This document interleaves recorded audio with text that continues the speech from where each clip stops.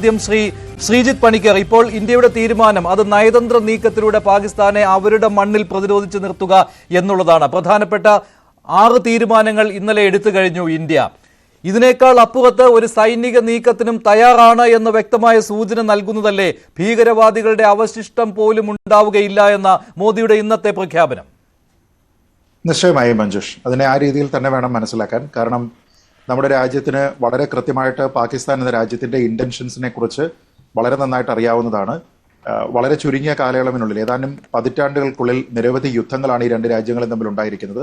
അതുകൂടാതെ നിരവധിയായിട്ടുള്ള സ്കെർമിഷസ് ഉണ്ട്. പലപ്പോഴും വെടിനിർത്തൽ കരാർ എന്നൊക്കെ ആലങ്കാരികമായിട്ട് പറയുമെങ്കിലും പലപ്പോഴും അവരുടെ ഭാഗത്ത് നിന്ന് ഇങ്ങോട്ട് നിറയൊഴിക്കുന്നതിനെ പറ്റിയിട്ടുള്ള വാർത്തകൾ നിരന്തരമായി വരികയാണ്.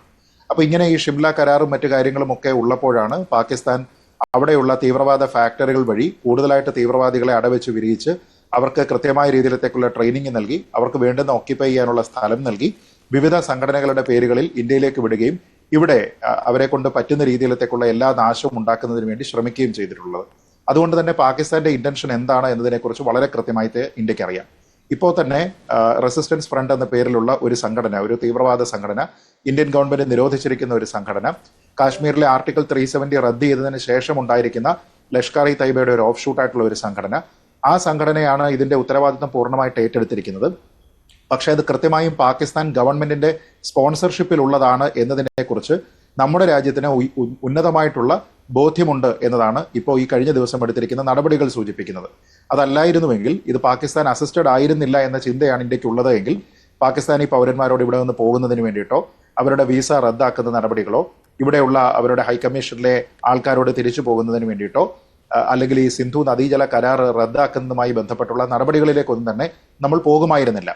പതിവ് പല്ലവി ആവർത്തിക്കുകയാണ്. ഭീകരവാദികളെ അയച്ചത് ഞങ്ങളല്ല, ഞങ്ങൾക്ക് പങ്കില്ല എന്നുള്ള നിലപാട് പാകിസ്ഥാൻ വീണ്ടും ആവർത്തിക്കുകയാണ്. അതോടൊപ്പം തന്നെയാണ് എന്ത് തെളിവാണ് ഇന്ത്യയുടെ കയ്യിലുള്ളത് എന്നുള്ള ചോദ്യം പാകിസ്ഥാന്റെ ഭാഗത്ത് നിന്ന് വീണ്ടും വരുന്നത്. അതോടൊപ്പം തന്നെ ഒരു സർജിക്കൽ സ്ട്രൈക്കോ അല്ലെങ്കിൽ തുറന്ന യുദ്ധമോ അത് ആ ഒരു പ്രതീക്ഷയിലല്ലേ ഇപ്പോൾ പാകിസ്ഥാൻ വ്യോമാതിർത്തി അടയ്ക്കുവാനും അതുപോലെ തന്നെ വാഗ അതിർത്തി അടയ്ക്കുവാനും ഒക്കെയുള്ള തീരുമാനമെടുത്തിരിക്കുന്നത്. ഷിംല കരാർ റദ്ദാക്കുമെന്നുള്ള രീതിയിലുള്ള പ്രഖ്യാപനവും വന്നിരിക്കുകയാണ്. ശ്രീജിത്ത് പണിക്കർ. മഞ്ജുഷ്, ഇതിലെ ഒരു പ്രധാനപ്പെട്ട കാര്യം, പാകിസ്ഥാൻ ഒരിക്കലും ഇത് ഓൺ ചെയ്യില്ല. അവരാണ് ഇവിടേക്ക് ആൾക്കാരെ വിടുന്നതെന്നുള്ള കാര്യത്തിനെ കുറിച്ച് അവർ ഇന്നേ വരെ അത് ഓൺ ചെയ്തിട്ടില്ല.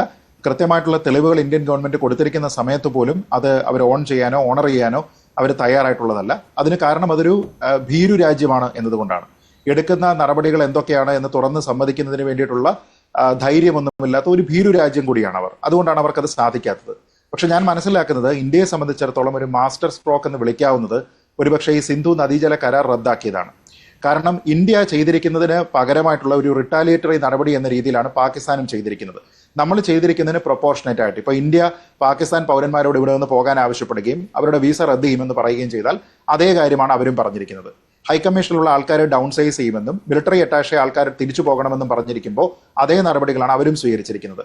അഡീഷണൽ ആയിട്ട് നമ്മൾ ചെയ്തിരിക്കുന്ന ഒരു നടപടി എന്ന് പറയുന്നത് വാഗ ബോർഡർ, ഇതേപോലെ തന്നെ അട്ടാരി ബോർഡർ അടയ്ക്കുന്നു, വാഗ ബോർഡർ അടയ്ക്കുന്നു. പക്ഷെ ഇതിൽ ഒരൊറ്റ വ്യത്യാസമുള്ളത്, ഇന്ത്യ ആദ്യം തന്നെ ഒരു കരാറിൽ നിന്ന് പിന്മാറുന്നു എന്ന് പറയുന്നു. അത് സിന്ധു നദീജല കരാറാണ്. അതിൽ പാകിസ്ഥാന് പ്രത്യേകിച്ച് ഒന്നും ചെയ്യാനില്ല. നമ്മൾ കൊടുക്കുന്ന വെള്ളം അവിടെ ഉപയോഗിക്കുക എന്നത് മാത്രമേ ഉള്ളൂ. അപ്പോൾ പാകിസ്ഥാന് മേലുണ്ടായിരുന്ന സമ്മർദ്ദം ഇതേപോലെ ഒരു റിട്ടാലിയേറ്ററി നടപടി എടുക്കുകയാണെങ്കിൽ അവരും ഒരു കരാർ റദ്ദാക്കാനായിട്ട് ഫോഴ്സ്ഡ് ആവും. അങ്ങനെ റദ്ദാക്കുകയാണെങ്കിൽ അവരുടെ കയ്യിലുള്ള ക്യാൻസൽ ചെയ്യാനുള്ള ഒരു കരാർ എന്ന് പറയുന്നത് ഷിംല എഗ്രിമെന്റ് ആണ്. പക്ഷെ ഷിംല എഗ്രിമെന്റ് അവർ ക്യാൻസൽ ചെയ്യുക എന്ന് പറഞ്ഞാൽ ഒരുപക്ഷെ വൈദ്യൻ ഇച്ഛിച്ചത് അത് തന്നെയാണ് എന്നാണ് നമ്മൾ മനസ്സിലാക്കേണ്ടത്. കാരണം ഈ ഷിംല എഗ്രിമെന്റ് മൂലമാണ് ഇന്ത്യക്ക് ഒരുപക്ഷെ കാശ്മീർ ഉൾപ്പെടെയുള്ള പല വിഷയങ്ങളും ഏകപക്ഷീയമായി തീരുമാനിക്കാനായിട്ടോ ഒരു സൈനിക നടപടിയിലേക്ക് പോകാനായിട്ടോ ഒന്നും തന്നെ സാധിക്കാത്തത്. പ്രത്യേകിച്ച് ലൈൻ ഓഫ് കൺട്രോളിനെ കൃത്യമായി ബഹുമാനിക്കുക, എന്തെങ്കിലും തരത്തിലുള്ള ഡിസ്പ്യൂട്ടുകൾ ഉണ്ടെങ്കിൽ ബൈലാറ്ററൽ ടോക്സിലൂടെ മാത്രം അതിനെ പരിഹരിക്കുക, വെടിയുതിർക്കാനായിട്ട് പാടില്ല, അവിടെ ഒരു വെടിനിർത്തൽ കരാറ് പാലിക്കുക, യൂണിലാറ്ററലായിട്ട് ഒരു ചേഞ്ചും ഉണ്ടാക്കാൻ പാടില്ല, പ്രത്യേകിച്ച് അതിർത്തിയുമായി ബന്ധപ്പെട്ട് തുടങ്ങിയ നിരവധിയായിട്ടുള്ള കണ്ടീഷൻസ് 2 രാജ്യങ്ങളുടെ മേലിലുമുണ്ട്. ഇന്ത്യയെ സംബന്ധിച്ചിടത്തോളം ഒരിക്കലും ഷിംല കരാർ റദ്ദാക്കുന്നതായിട്ട് നമ്മൾ പ്രഖ്യാപിക്കില്ല. കാരണം അതൊരു ഒഫൻസീവിലേക്ക് പോകുന്നു എന്ന രീതിയിലേക്കുള്ള ഒരു സന്ദേശമാണ്. മറിച്ച് നമ്മൾ മറ്റൊരു കരാർ റദ്ദാക്കുന്നതോടുകൂടി ഈ പാകിസ്ഥാൻ ഫോഴ്സ്ഡ് ആയത് ഈ ഒരു കരാർ റദ്ദാക്കാനാണ്.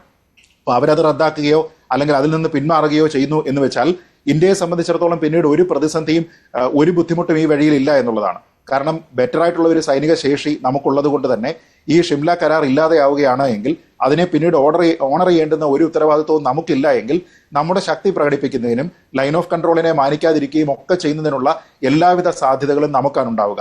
ഇപ്പൊ ഞാൻ നേരത്തെ പറഞ്ഞതുപോലെ വൈദ്യൻ ഇച്ഛിച്ചത് ഇത് തന്നെയാണ് എന്ന നിലയ്ക്കാണ് കാര്യങ്ങൾ വന്നിരിക്കുന്നത്. താങ്കളിലേക്ക് വരാം. ഇന്ത്യ പൊടുന്നനെ ചില നയതന്ത്ര